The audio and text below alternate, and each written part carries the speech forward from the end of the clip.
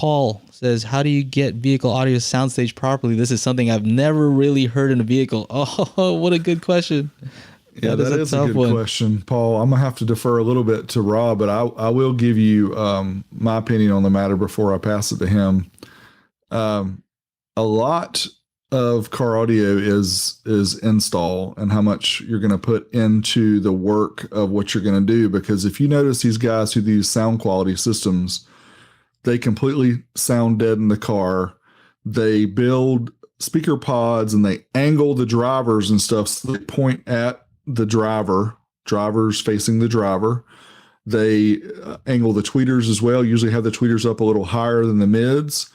And it can be a lot of work to get that super good soundstage. But again, I'm going to go way back to what I said earlier.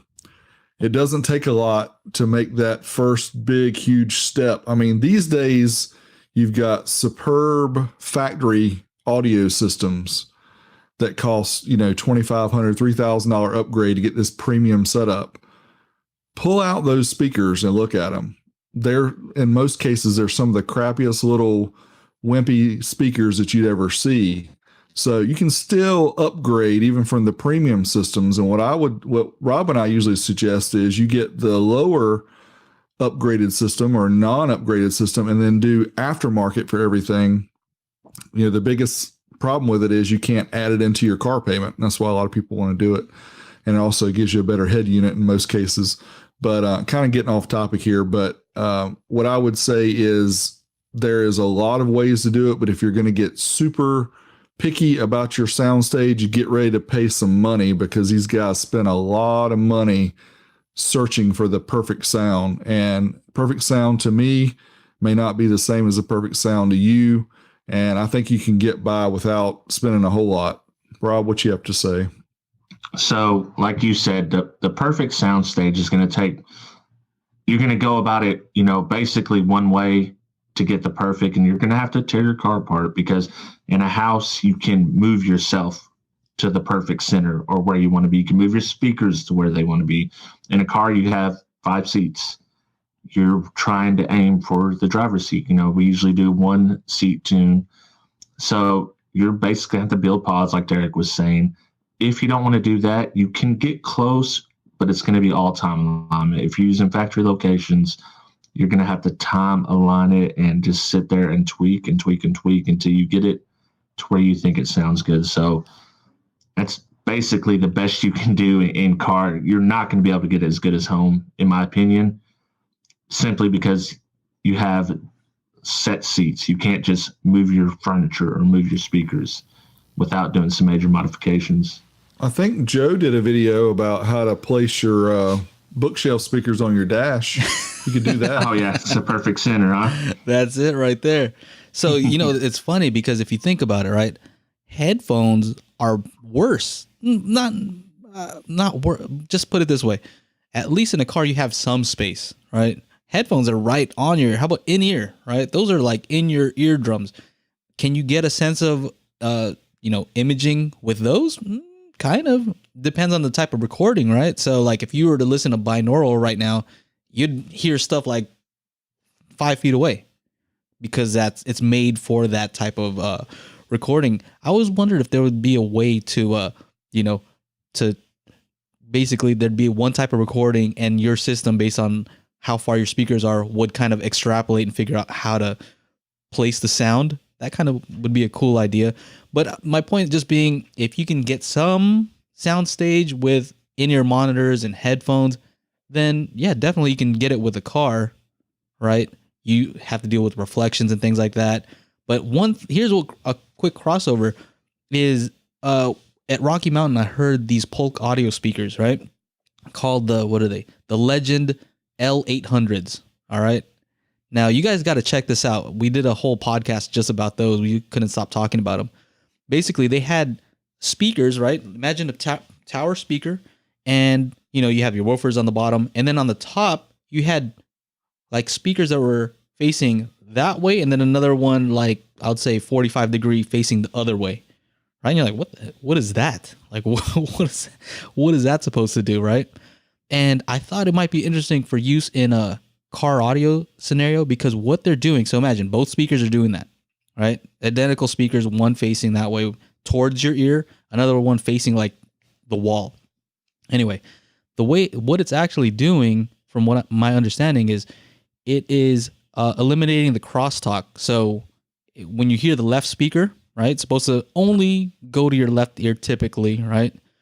But it actually gets to your right ear, right? And same for the right speaker, it goes to your right ear, and it also gets to your left ear, right? That crosstalk is something you don't want, right?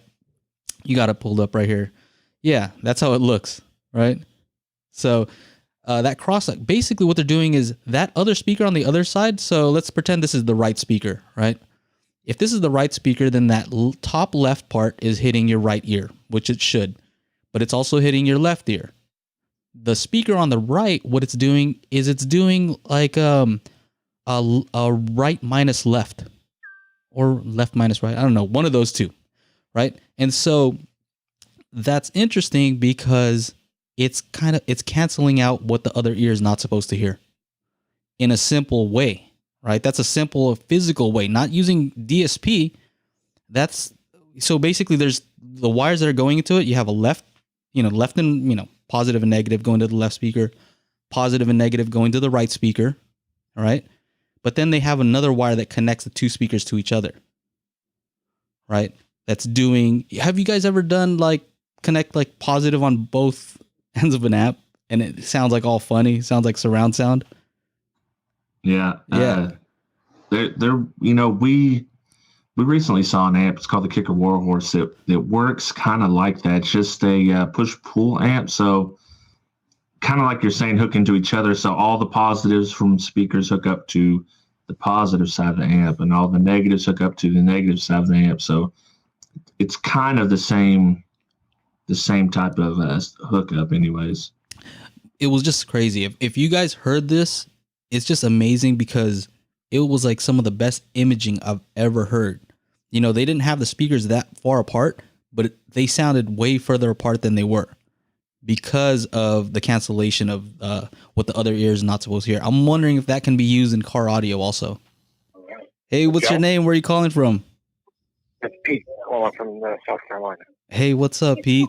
How you doing, man? What do you got for us? I have a little information on that you're talking about. It's called the wave cancellation. The wave cancellation. Yes, when you have the two speakers pointing to the opposite, it's one is canceling the other one out.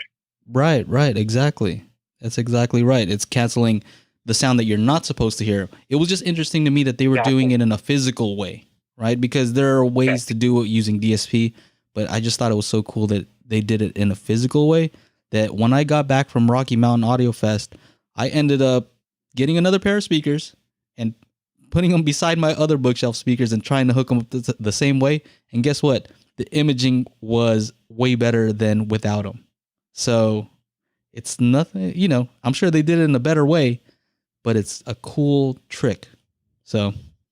Yes, and what they actually do is if you look at the way the crossover is hooked up, the mid-range and high, the tweeter, the secondaries that are facing the other way have a different type of capacitor hooked in. Yeah, they're doing all kinds of stuff too. So in addition to it canceling out the left minus right signal, right? Because that's what happens when you hook up the two positives. You get a left minus right or right minus left, depending on how you have it hooked up. In addition to that, they're taking into account. So that's a Hafler. It's called the Hafler circuit. You can look that up. That's an old school. That's where that's actually where Dolby Pro Logic was kind of derived from that Hafler circuit. Actually, exactly. That's where they got those rear speakers. But these guys are, in addition to that, what they're also doing is they're taking into account the head transfer function. So what this ear is hearing is actually modified because your face is in the way. And they took an average of a bunch of people's faces to kind of get an idea of what the other one or the other ear is hearing and accounting for that in the cancellation. Crazy stuff. Believe it or not, I can't remember the name of the company that made it. They were experimenting with that back in the late 70s. It didn't go anywhere. It could have been Polk, actually, because the Legend series is a throwback to some of the old stuff that they were trying back in the day.